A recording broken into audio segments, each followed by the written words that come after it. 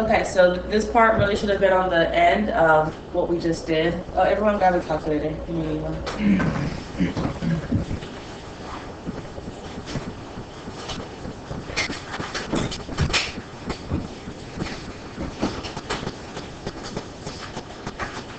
All right, so let's plug this into our calculator. Y equals x minus 2 cubed plus 1. And we're just going to kind of sketch it out.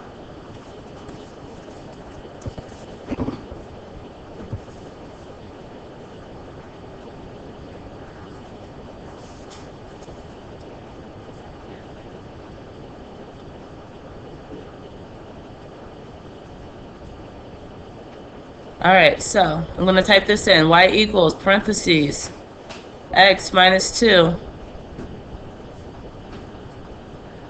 cubed and then plus 1. When you graph it, I just want you to sketch it. It doesn't have to be perfect. Basic cube. Yep. Mine is a little out of whack, so I'm going to go back to standard form.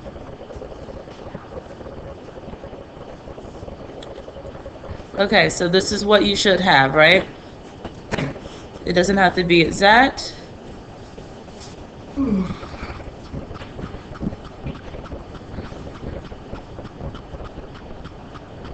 right, so that's what our graph looks like. Okay, so is this continuous? Yeah, there are no breaks here. Is it 1 to 1? Yes, because if I drew horizontal lines all the way across this graph, it only touches one time. So it is 1 to 1.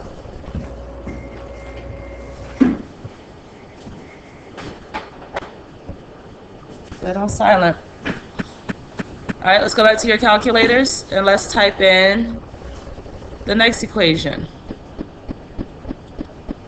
We have y equals negative x to the 4th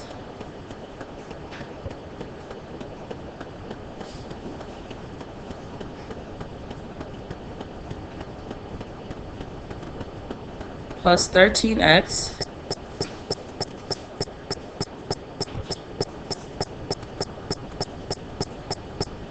cubed.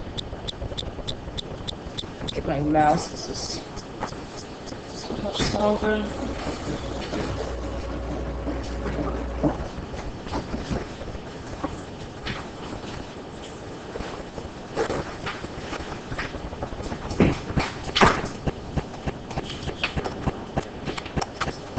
Do Zoom 6. Make your graph standard.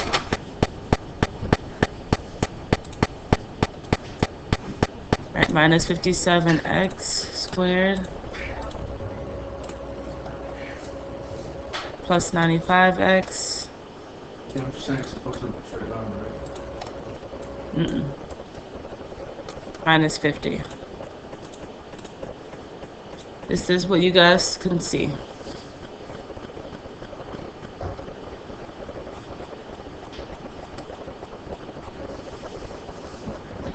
That's what you should have. Do you have that?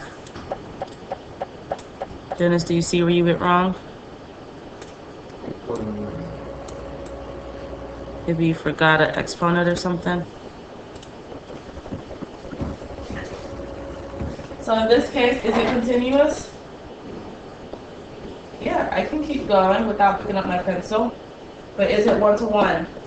No, because I can't draw horizontal lines. It does not pass the test.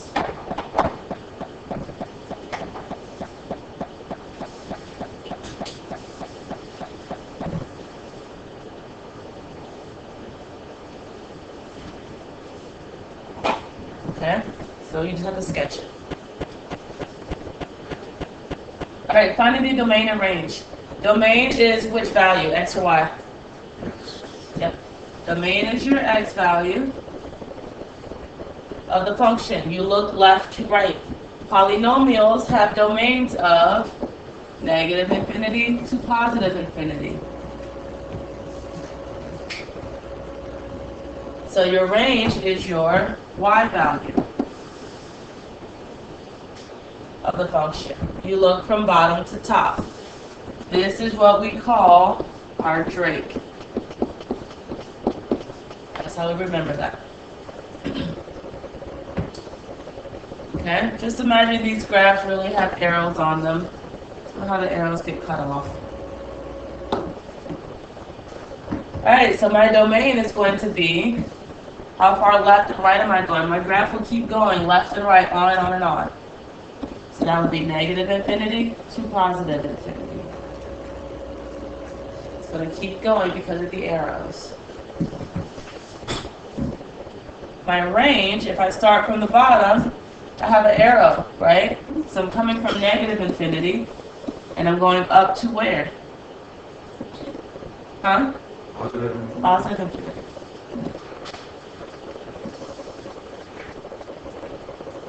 Real zeros means where do I cross the x-axis? So I'm crossing here, here, and here. So my real zeros are, you have to put x equals. Well, you have to put x equals or you have to make it a point. So I can write x equals, what's that, -2? And then +1, and then +6. If you wanted to write it as -2, 0, 1, 0, 6, 0, that will be fine. You can write them either way. Alright, look at the next one. Imagine we have two arrows going up. What's my domain? Huh? My domain is always the same. Negative infinity to positive infinity. If this grid went further out to like 25 or 30 or 100, your graph will continue getting wider and wider. My range, if I start from the bottom, look at my y values, where am I starting? -9, and I'm going up towards positive infinity. My -9, what does that get? A bracket or a parenthesis? Bracket. And then we get a parentheses on infinity. Alright, my real zeros here. I have 1, 2, 3. I really have 4 zeros here. Where's that third or where's the fourth one? This one's a double root, right? Because it doesn't actually go all the way through the line. So it's touching the line and it touches it again to go back down. Okay? So my real zeros are -3, 1, and I'm going to put double root, or you can write 1 twice. My last one is 4. If you don't want to write the DR for double root, then you have to write 1 twice. You have to show that you know that there's 4 zeros here.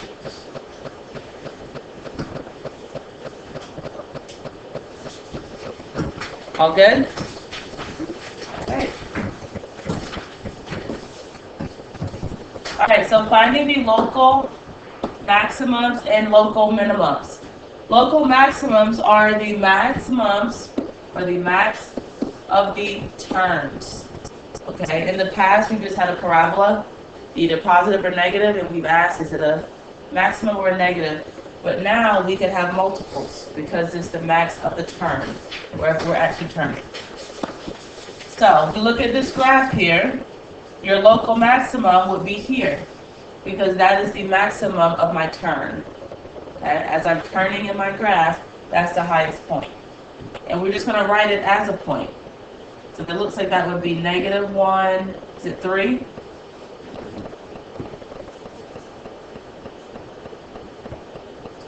So my local minimum would be here. That's my lowest point of my turn. So that looks like 4, -7.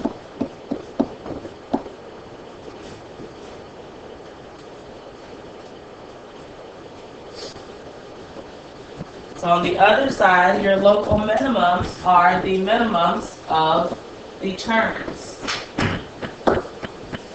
So if looking at this graph, what's this point going to be? A local max or a local min? Min, what about this one? Max, what about that one? Min. All right, fill this out real quick.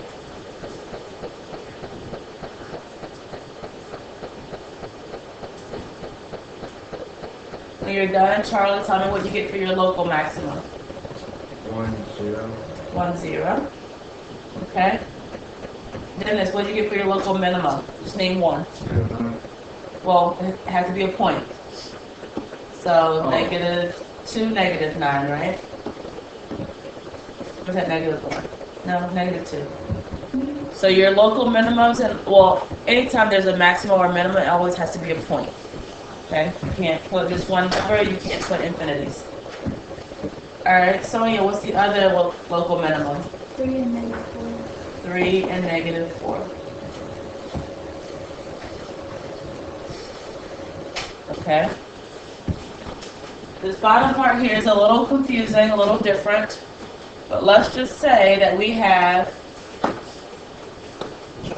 let's say that we have a graph. Here's my grid. And I know that I have an even exponent, so my arrows will go in what direction? Same or opposite? Same direction. And it starts with a negative, so that means my arrow's going to start down, right? So, let's see here. We have 1, 2, 3, 4. Alright, so I have 3 turns and 4 zeros, so I'm good. 1 turn, 2 turns, 3 turns. I'm just sketching this graph. I'm not going to put it in my calculator. If you want to, you can. But it says how many local maximums and minimums can we have? 1, 2, 3. So this would be 3. Carrie, how many maximums do we have here? 2. Brian, how many minimums do we have? 1.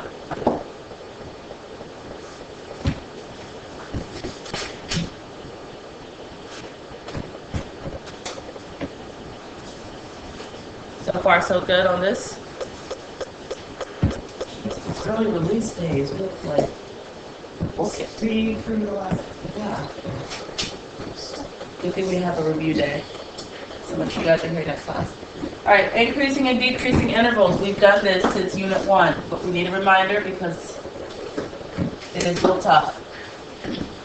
Increasing and decreasing intervals are split by your maximum and your minimum points. So your max and min points.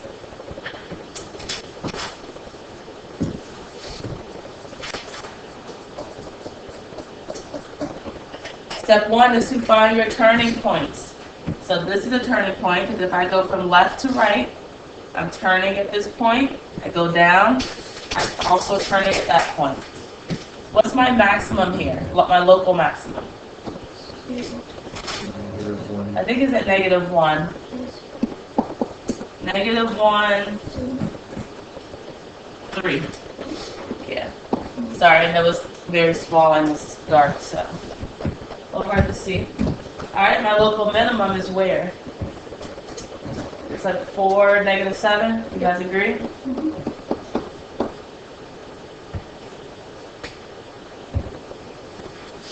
And then it says we need to label on the graph where we are increasing and decreasing. The way that I label things,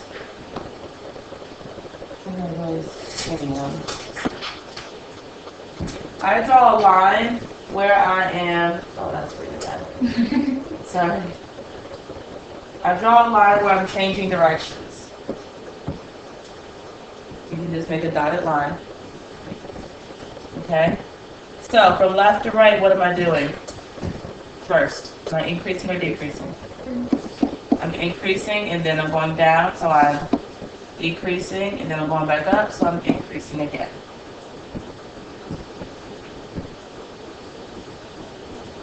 Remember, if we're increasing and decreasing, we only need our x values. Don't get confused with that.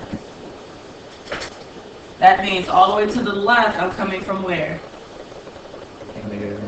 Negative infinity. I'm changing directions at -1. I'm also changing directions at +4. All the way to the right is positive infinity. I only need those numbers for my increasing and decreasing intervals. So let's look. I am increasing, we label the I there. I'm increasing from where? Yep, negative infinity to negative 1. Remember the whole U thing, the union? That means and. We'll put that in the middle. And then I'm also increasing from 4 to positive infinity. Gary, where am I decreasing? 4 to 9. Nope, look in the middle. Negative 1 to 4.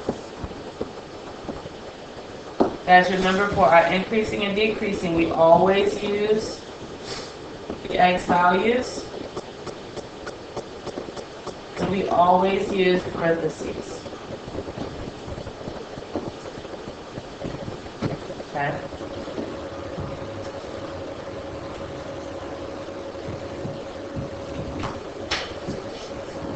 Let's see if I can carry so I can see it.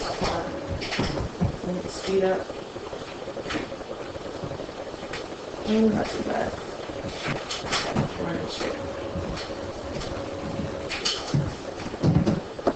Okay, so we're going to practice. If I'm taking a look at this graph here, I'm changing directions here, there, and there. Okay, that's where I'm changing directions. You can just draw a dotted line. So only looking at my x values, all the way to the left is negative infinity, all the way to the right is positive. I'm changing directions at negative 2, positive 1, and positive 3. Those are the only numbers that I need. All right, from left to right, what am I doing first? Increasing or decreasing? We're decreasing, and then we're increasing, and then we're decreasing, and then we're increasing.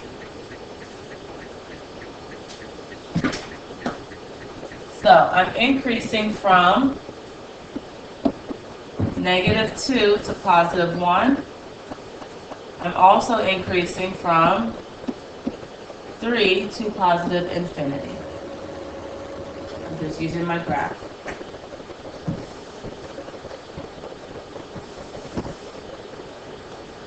Where am I decreasing? Anyone can answer. Negative infinity to negative 2. Yep. And what else? 1 to 3. Good. I know it's a process for increasing and decreasing, but it's so much better when you actually draw your dotted lines and label whether you're decreasing or increasing.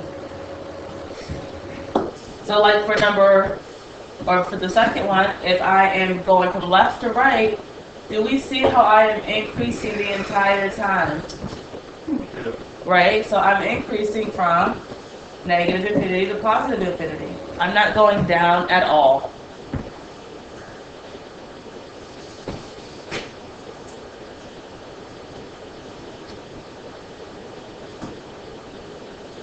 Okay, decreasing intervals would be none. We're not decreasing.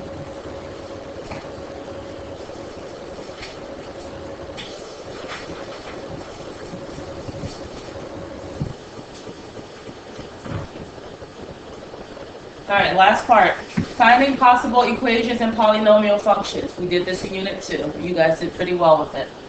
What we're doing here is we're going to find the, what's that word? Find the zeros of the function. Bless you. So it says, if a graph turns at the x-axis, this root is a repeated solution. It should be counted twice. That means double root. That's the fancy explanation. All that means is that when your zero does not go all the way through the line, it just touches twice. That is a double root. Step 2, you're going to change each x-intercept into a factor. What that means is that if I have x equals positive 2, if I want to make this into a factor, my factor is going to be what? What's the opposite of positive 2? My factor will be x minus 2. Because we would move this to the left side. Remember this? Okay. You're going to write the equation of the graph in y equals. That means you're going to just keep your factor form. I'm not going to make you factor it out. You can keep it as it is. And then you need to check whether your equation needs to be positive or negative. We'll do that at the very end based on our end behaviors. So we look at our arrows and then we tell whether it should be negative. I'm sorry.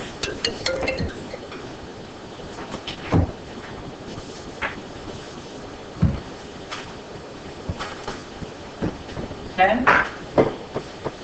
Let's look at this one. It says to find the zeros. Well, I'm looking for where I cross the x-axis. So x equals -1, +2, and +4. You can also write this as a coordinate if you like. Either one would be correct. Alright, so what are my factors? Well, I use the opposite. What's the opposite of -1? Well, we have x plus 1, and then x minus 2, and x minus 4.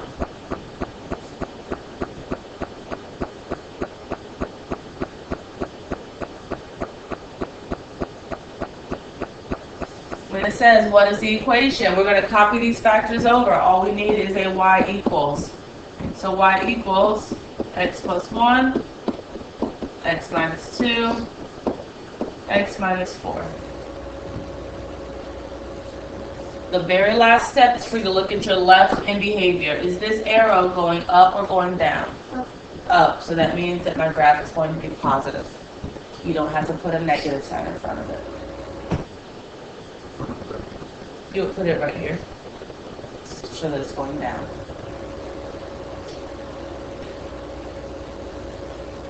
All good with this one? Alright, let's practice. Alright, my zeros here. I have x equals what? -2, +1, and +6. So my factors are x plus 2, x minus 1, and x minus 6. Does that part make sense? Equation. That's our equation, but we're missing the y equals. I'm going to write it underneath because I don't have enough room, so I'm going to do y equals x plus 2, x minus 1, and x minus 6. Then I'm going to ask myself, is my arrow going up or is it going down? It's going down, so this needs a negative in front of it, in front of your equation. Okay? So my graph is going down.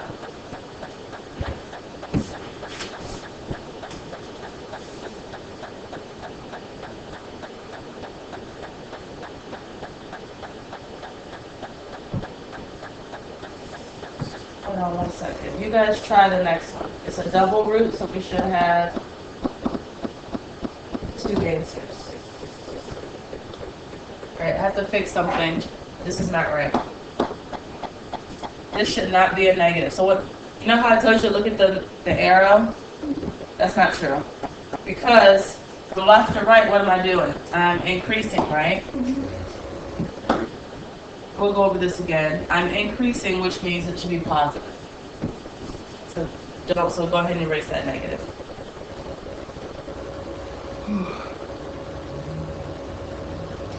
So for the second one,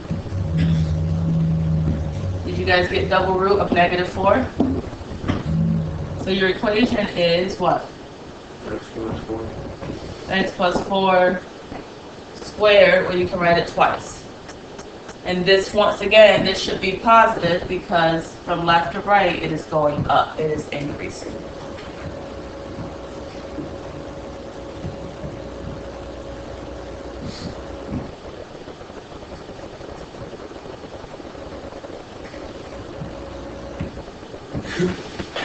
All right.